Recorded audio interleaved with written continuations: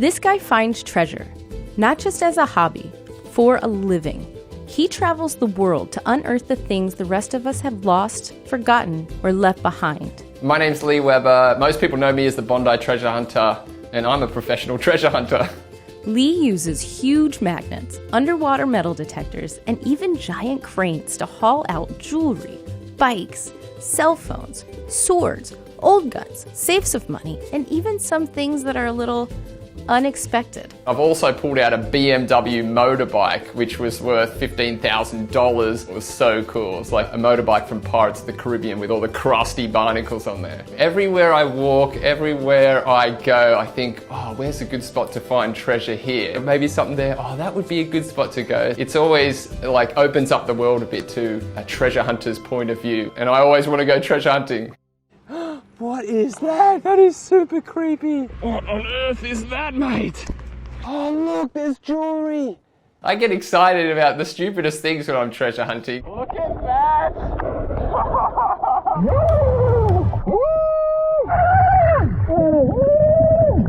Oh my gosh, we got a bike! I found some really cool historical objects, whether it's like a cannonball or old knives when you're magnet fishing. This is gold jewelry that I usually find underwater metal detecting. I always get super excited when I dust the sand away and a big gold ring's showing there. Sometimes I find these gold chains and other bits of necklaces. Super cool, huh?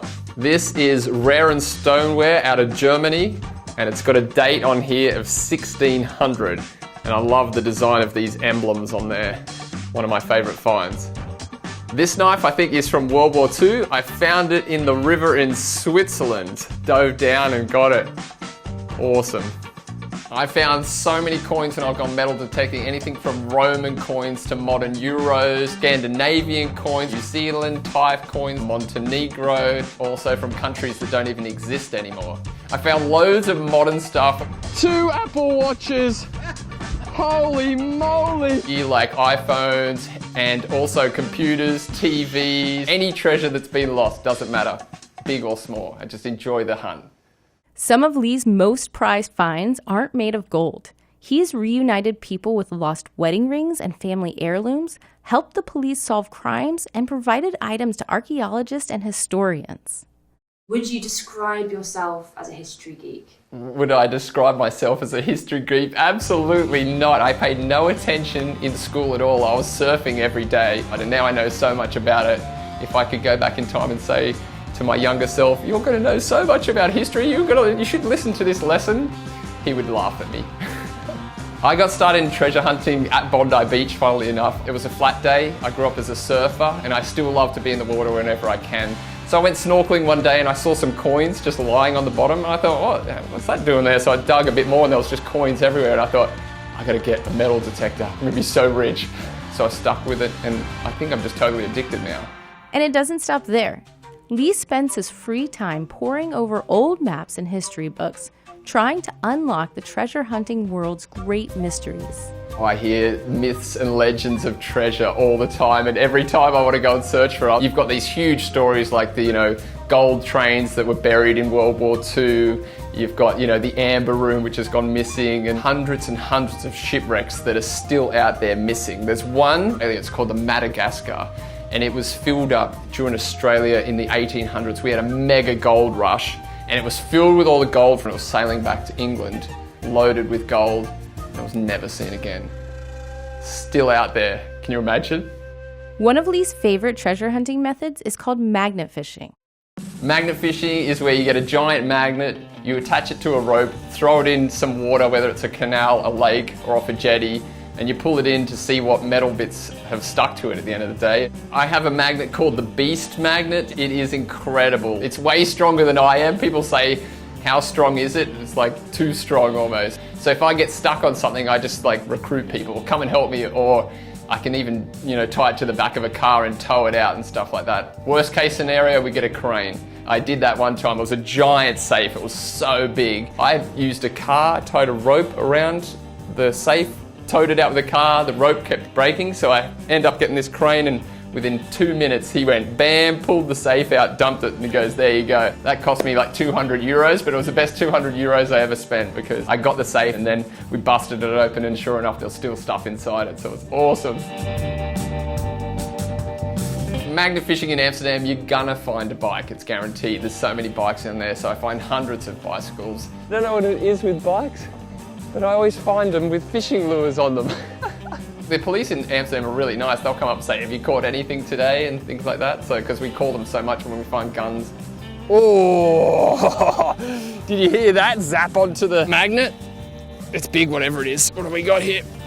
Oh my, yes, we got a safe. It's really fun when you find a safe because you open it up and you're like, what's going to be inside of it? Sometimes they're empty, sometimes they're full. It's exciting every time. So you get a safe, you're like, yes! I got a safe, and then bam, nothing, or yes, look at this one's filled. And everyone comes around, have a look what's inside. Look at that safe, that's awesome. Oh my gosh. Look at the size of that safe. Oh, did you hear that? When you're working with giant magnets, things don't always go as planned. So one time when I was getting packed up, I had a magnet in my hand and another one on the floor, and because they're magnetic, it jumped up and caught my finger between the two magnets and crushed them and broke my finger. They're so strong. I can't pull the magnets apart, so I had to rip the finger out between the two magnets, and it was like, oh my gosh, I went white. Lee also keeps a lightweight underwater breathing apparatus that fits into his backpack. My underwater detecting process and breathing machines, I have a Nomad and a Nemo, and they float on the surface and pump air down a tube so I can breathe underwater. They're super light, so I can travel with them and take into awkward places that are otherwise difficult, like with scuba gear. And then I go with my underwater metal detector. When it beeps, I usually can tell if it's gold or silver, and I just dig it up. Hopefully it's like a gold ring or a silver ring or some jewelry or something cool. Sometimes you even find sunglasses, you just, don't know what you're gonna get. And I always find Ray-Ban. I've got hundreds of them. So, there we go. How do they look? It takes the breath away from you when you're diving underwater and you dust out, especially if it's muddy down there, and then you see this diamond and it just like holds the light, almost like it's a torch looking back at you, and you're like...